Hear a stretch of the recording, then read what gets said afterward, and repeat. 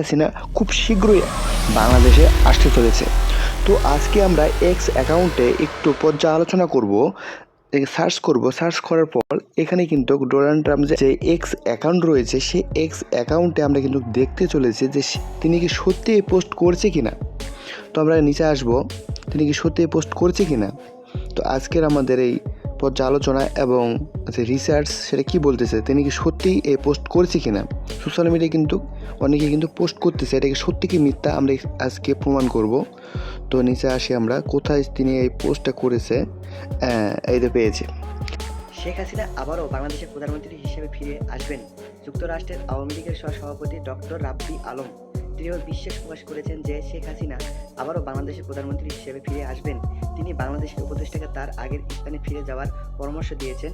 বাংলাদেশ থেকে উৎখাত হওয়া প্রধানমন্ত্রী শেখ হাসিনা ঘনিষ্ঠ এই নেতা ভারতের প্রতি অনেক আশা প্রকাশ করেছেন এবং বলেছেন যে তিনি ভারতে তাকে আশ্রয় দিয়েছে, অনেক ভালো কাজ করেছেন তিনি সংবাদ সংস্থা এনআইকে বলেন, আমরা চাই যে বাংলাদেশের উপদেষ্টা পদত্যাগ করুন এবং যেখানে ছিলেন সেখানে ফিরে যান। শেখ হাসিনা আবার প্রধানমন্ত্রী হচ্ছেন। তরুণ প্রজন্ম একটু ভুল করেছে, তবে এটি তাদের দোষ নয়। তারা পরিচিত হয়েছে গত 5 আগস্ট শিক্ষার্থীদের নেতৃত্বাধীন আন্দোলনের ফলে বাংলাদেশের প্রধানমন্ত্রী শেখ হাসিনা ক্ষমতাচ্যুত হন।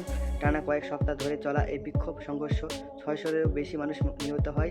সংঘর্ষের পর 77 বয়সী শেখ হাসিনা ভারতে পালিয়ে যান এবং নোবেল বিজয়ী মোহাম্মদ ইউনূসের নেতৃত্বে একটি অন্তর্বর্তীকালীন সরকার গঠিত হয়।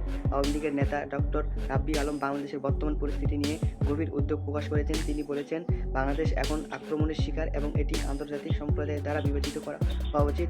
এটি রাজনৈতিক অভ্যুত্থান স্বাভাবিক হতে পারে, কিন্তু বাংলাদেশে যা ঘটেছে তা নয়। এর একটি সন্ত্রাসী অভ্যুত্থান। আমাদের অনেক নেতা বর্তমান ভারতে আশ্রয় নিয়েছেন এবং আমরা ভারতের সরকারের প্রতি কৃতজ্ঞ যে তারা আমাদের সুরক্ষা দিয়েছে। তিনি প্রধানমন্ত্রী নরেন্দ্র মোদীর প্রতি কৃতজ্ঞতা প্রকাশ করেছেন, কারণ মোদী সরকার শেখ হাসিনাকে নিরাপত্তা ভারতে প্রবেশের সুযোগ করে দিয়েছে।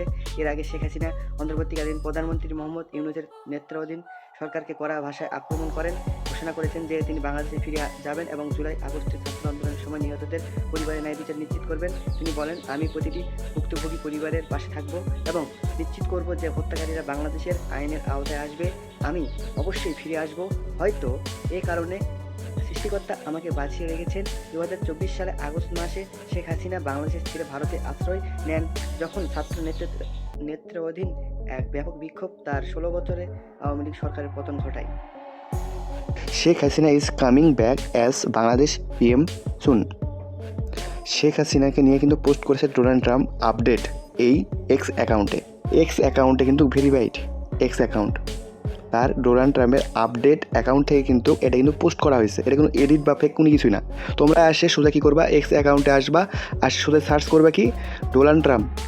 এটা কেটে দিলা, কেটে দেওয়ার পর এখানে লিখবা আপডেট, ঠিক আছে। আপডেটটা এই যে চলে আসছে, ডোনাল্ড ট্রাম্প ইস আপডেট, ঠিক আছে। তো তোমরা পেয়ে যাবা। এটা কিন্তু ভেরিফাইড অ্যাকাউন্ট, কোনো ফেক অ্যাকাউন্ট থেকে কিন্তু পোস্ট করা হয়নি কিন্তু, ঠিক আছে।